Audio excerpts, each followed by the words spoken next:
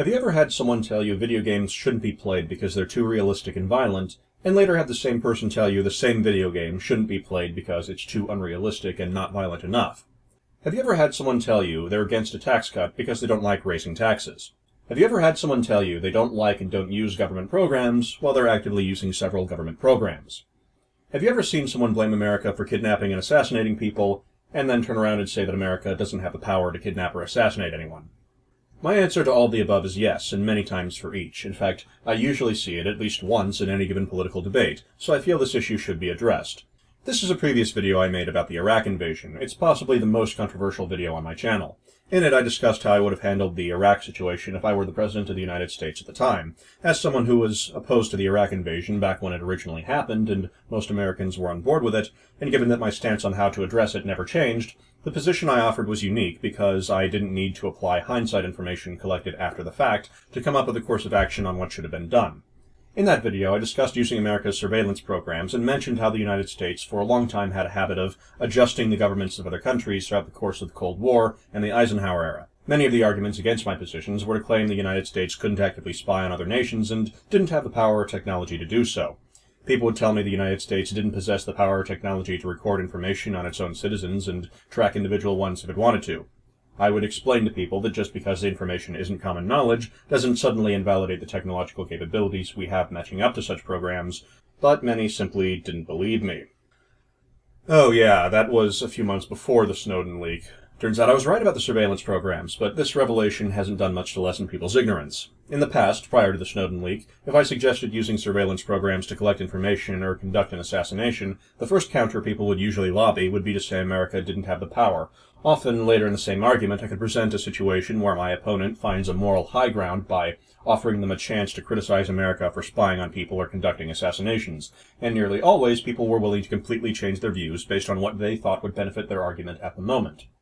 The very idea that someone can take two mutually contradictory positions and firmly believe both to be true is an insult to intellectual integrity. But for a very large number of people, their positions and views will switch at the drop of a hat entirely depending on what belief they think will benefit them to hold at the time. I see this error on a regular basis and on a wide variety of subjects. And this is another reason why ignorance is one of the biggest threats any country faces. People that will change their perception of the reality that exists around them entirely based on what brings them personal comfort. Some people want to believe the American government is evil and imperialistic, but they also don't want to believe America has the power to do imperialistic things. So instead of figuring out when they can and when they can't, they choose to simply hold both views depending on what mood they're in.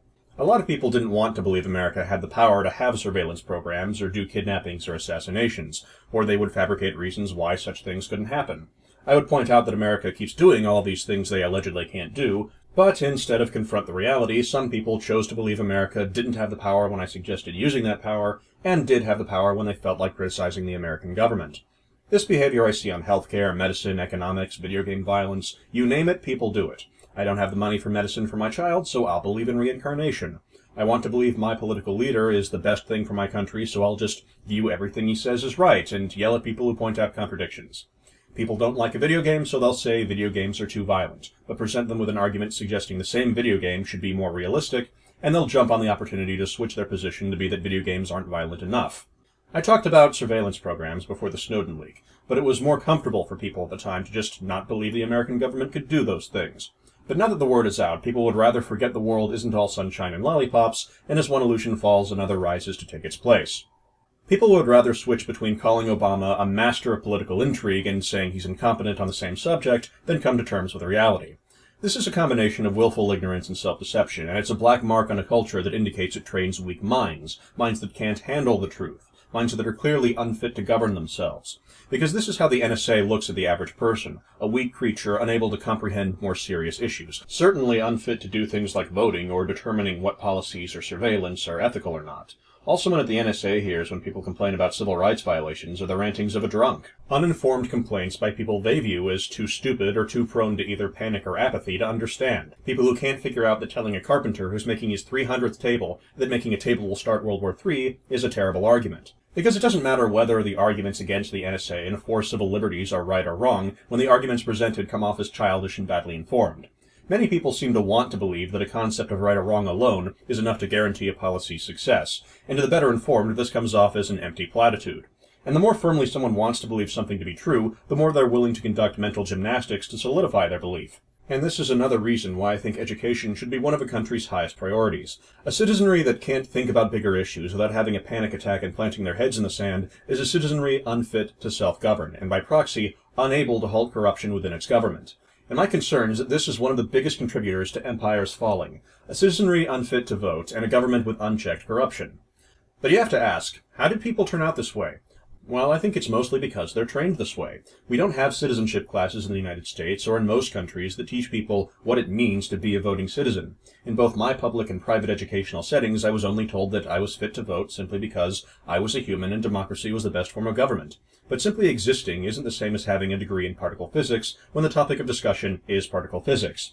As such, we have people who are unqualified, viewing themselves with massive self-entitlement, as if having a heart surgeon perform a heart surgery is unfairly trampling on civil liberties for not letting a group of non-doctors vote on how a heart surgery should be performed.